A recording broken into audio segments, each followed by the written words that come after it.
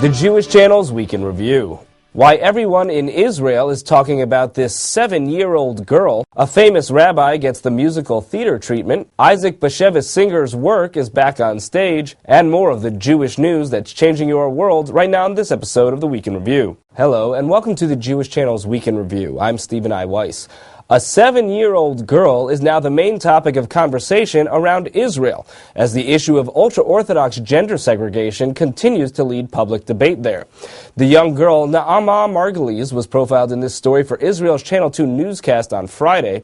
The footage showed her mother trying to take her to school in the city of Beit Shemesh, where ultra-Orthodox men have been intimidating local parents and students on their way into school.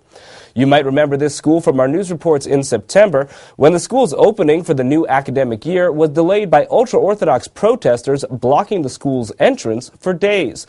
Now, the girls do have public access to the school, but they are routinely pelted with rotten eggs and vegetables, spat upon, and screamed at by ultra-Orthodox men on their way to school. In the Channel 2 story, a crying Naama is slowly led to school by her mother. Naama tells Channel 2 reporter Shai Gal that she would never make the walk on her own, and here her mother only gets her to cross the street over her literal crying in protest. One of the story's most dramatic moments comes in the middle of an interview with an ultra-Orthodox man when a woman in the background is spat upon by other ultra-Orthodox men. Exclusion of women from the public sphere is revealed in the story to be a growing trend in Beit Shemesh. At one point, the reporter is shown the official brochure of the city and finds that throughout its many pages, not one image of a woman is present, not even in a picture of the city council, which actually has 3 women as members. Israeli Prime Minister Benjamin Netanyahu issued multiple public responses to the story, making this several weeks in a row that the Prime Minister has been motivated to speak out against gender segregation in response to continuing developments. The day after the story aired on Channel 2, Netanyahu instructed his public security minister to take action against exclusion of women from the public sphere in Israel. Netanyahu also spoke with his attorney general that day, asking him to ensure that laws against women's exclusion are being properly enforced. Now, Orthodox attitudes regarding women have also been affecting the Israeli army.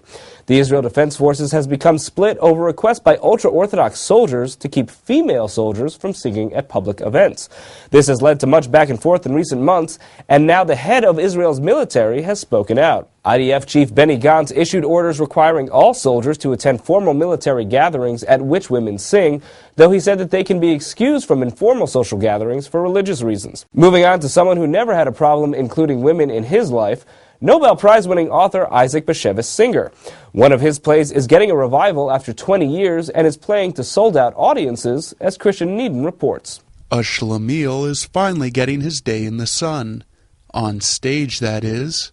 That's because New York City theater audiences have been getting reacquainted with the citizens of Helm, the legendary city of fools, thanks to a revival of Schlemiel I, based on the folktales of Isaac Bashevis Singer. And while this musical, staged by the National Yiddish Theater Folkspiele, boasts an ensemble cast, the focus of the story is Schlemiel, which means fool in Yiddish. A wonderful character that's a beadle, a shamus, and he goes out into the world to spread the word of Chelem. What happens is he gets turned around, and in the process of getting turned around, Schlemiel comes back to his own town, to his own roots, but this time he sees everything in a positive light.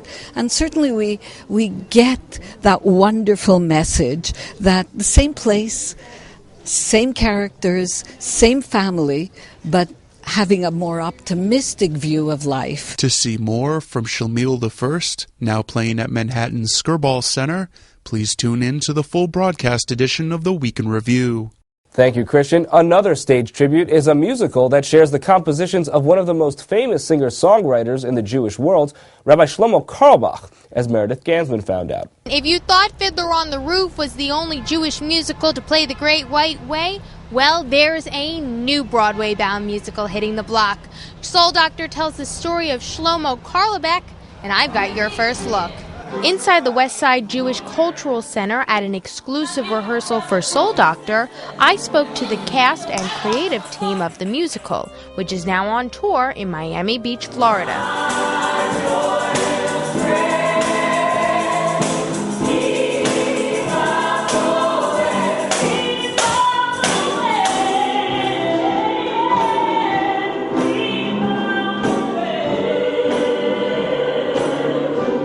late Rabbi Shlomo Carlebach, known by his followers as Reb Shlomo and even as the singing rabbi, was a religious teacher, composer, and singer.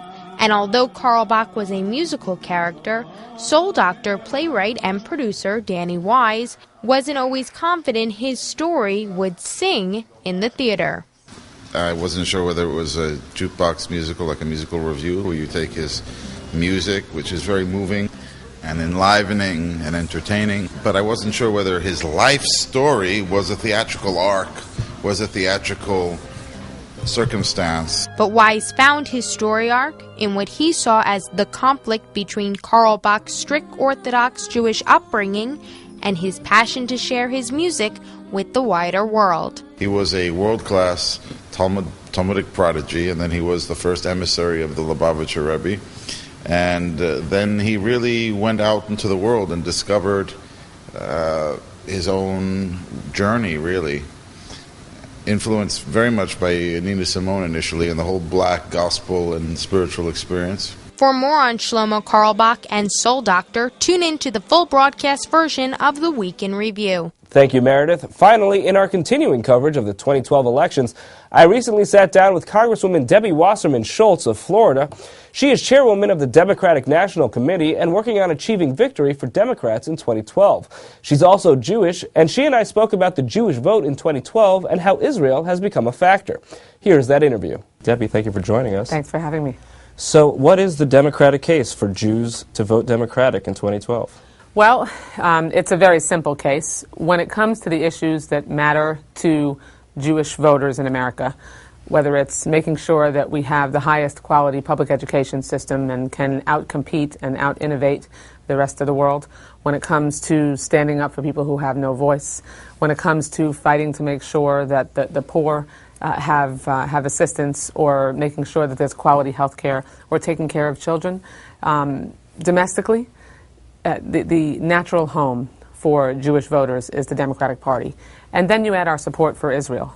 President Obama's strong support for Israel, the most security assistance ever proposed and pushed through under his administration, a rock-solid record in support of standing by Israel as a Jewish and democratic state. President Barack Obama received 78% of the Jewish vote in 2008. Received massive approval upon entering office, 79%. But as Charles Blow pointed out in the New York Times, he's seen his approval rating drop more for Jews than other ethnicities as they voted for President Obama in 2008. No, I don't believe that's accurate. There has been about a proportionate drop in the president's approval rating in the Jewish community, essentially proportionate to his dip in the approval rating in the rest of the country, in the general population. But, President Obama inherited the most set of problems of any president since FDR or maybe Abraham Lincoln. So, he inherited a difficult economy.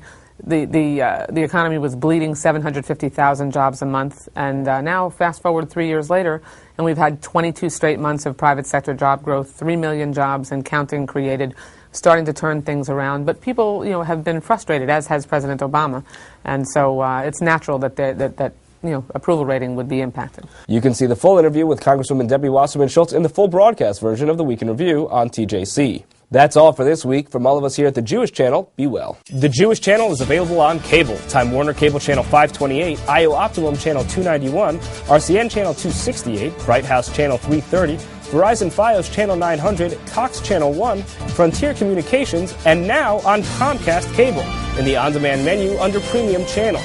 For more information, visit tjctv.com.